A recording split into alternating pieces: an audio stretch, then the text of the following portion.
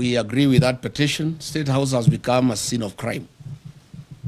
Instead of being a coveted institution where good policies are conceived and pronounced, it has become the center of corruption and bribery. It has also is no longer a national institution that looks after the people of Kenya. It is now the headquarters for UDA party and the election of William Ruto. William Ruto has abandoned government. He's not running the government anymore. He's just thinking about the election. So State House is a campaign scene, and again, a scene of corruption and bribery. We are committed to have one single presidential candidate to face William Ruto.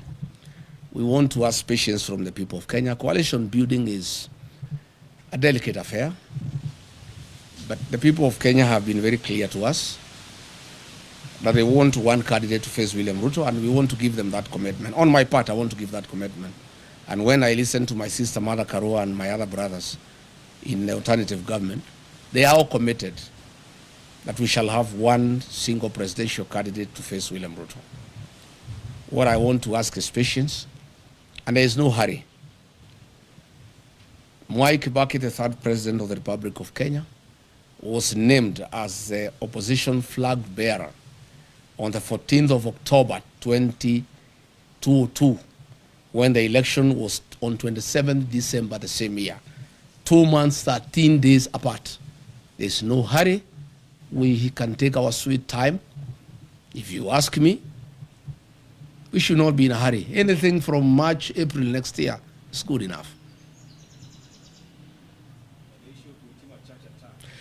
We told IG Kaja that we shall go back on the 16th for a report. We want to hear from him. I have information William Ruto has said those people should not be taken to court because he will be indicted. And he will be shooting himself in the foot because they are actually policemen and politicians very close to him. The investigations have actually unearthed all the police officers who were on the scene and the politicians who hosted them and who planned the attack. But there will be a very serious cover-up. I have information that William Ruto has said that he would not allow the prosecution of those politicians and those policemen because his government will be right in the center of it. But let's cross the bridge when we get there. We'll go to see the IG on the 16th. He promised us that he'll give us a progress report. And we told him we want arrest and prosecution by then. But let's cross the bridge when we get there. Last one. Yes.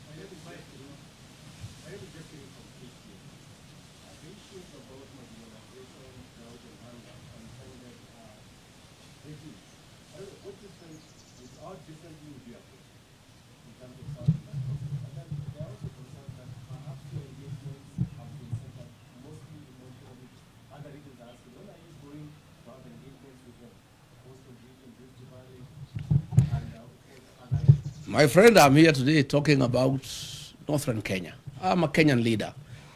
William Ruto has unsuccessfully tried to say I'm tribal because I come from the mountain and I spend a lot of time there because it's home. Even you people, when you go to work, in the evening you go back home because that's home. I'm a Kenyan leader and I'll be talking about Kenya. I'm today talking about Northern Kenya. Later tonight I have radio stations from the Ma community discussing issues in Narok, in Kajiado, and in Samburu. I want to say the 2010 Constitution dealt in a very big way with the issue of marginalization. My administration will work on accountability to make sure that funds, public funds, appropriated by the National Assembly and given to the counties and given to the MPs through the Constitutional Development Fund, those funds are spent prudently for the purposes for which they were appropriated. I don't think we have really a big problem about lack of funds.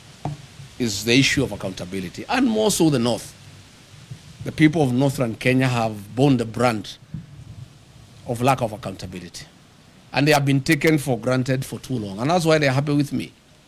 And I can tell you, President William Ruto has the MPs and the governors in Northern Kenya and the senators. I have the people. The people are with me because I'm talking their language. And I've become a very serious defender of the people of Northern Kenya. And I want to give them a solemn promise and undertaking that in the next 1.5 years, I'll be their spokesman. I'll bring out all the issues that bedevil their region. I'll call out their leaders until they get justice. And after I'm elected president, I'll sort them out. I'll carry out a special audit on funds allocated to those regions from 2013 to date. And those who have misappropriated those funds will be held accountable. And they must pay the price for stealing public funds. Yes. What do you have to say about the drought situation in the Mount Kenya region now that you are against the food supply system being used by politicians? The drought situation in Mount Kenya region is very minimal. There are very few areas that receive relief food in the Central Kenya region, where I worked for many years as a district officer. I know the Mount Kenya region like the back of my hand. We have some little challenge in Tharaka, some little challenge in Bere, some little challenge in Katuanyaga, in Thika, some little challenge in Kakuzi, in Maragua, some little challenge in Karai, in Kikuyu, some little challenge in Deya, in Rimuru, some little challenge in Kieni, in Nyeri. That's it. And a little challenge in some parts of Ndarawa, in Nyandarua. We have no business sending food to Kinangop. It's the basket of this country to give food to the people of Kenya. You have no business sending food to Kirinyaga. You have no business sending food to Madeira. You have no business sending food to Tigoni. You have no business sending food to Gatundu. Those are people who have food. That food should be taken to Wajir, to Garissa, to Marsabit, to Turkana. That is where the food is needed. And if it was to be taken to the people of Mount Kenya region, it should be taken to those who are starving, not as bribes for votes. That is where we have a problem. And probably now that you have talked about that, let me also say, I have seen leaders from Western Kenya, the governor, the deputy governor, I've seen Aden Duale and others.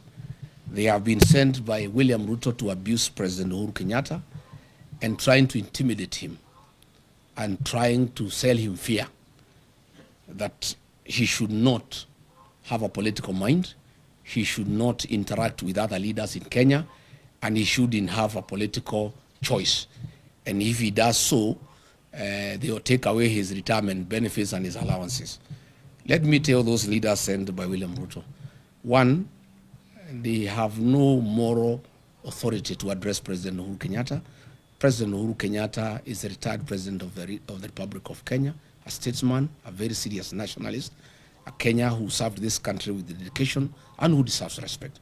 Number two, I don't think President Uhuru Kenyatta can give up his constitutional obligations because of allowances. President Uhuru Kenyatta is not a poor man. He's a Kenyan who has worked hard.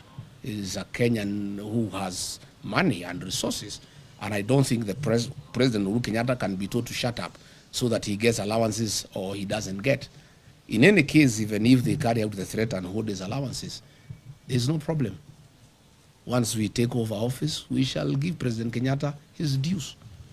And I know why they have a problem with the President Uhuru Kenyatta. President William Ruto is in shock.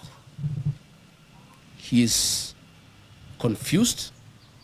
He has panicked. The one-term thing is real because he became president courtesy of the votes from the Mount Kenya region. The Mount Kenya region, those who voted for him, those who voted for Raila are all against him. He had hoped he could persuade President Uhuru Kenyatta to assist him to divide the mountain.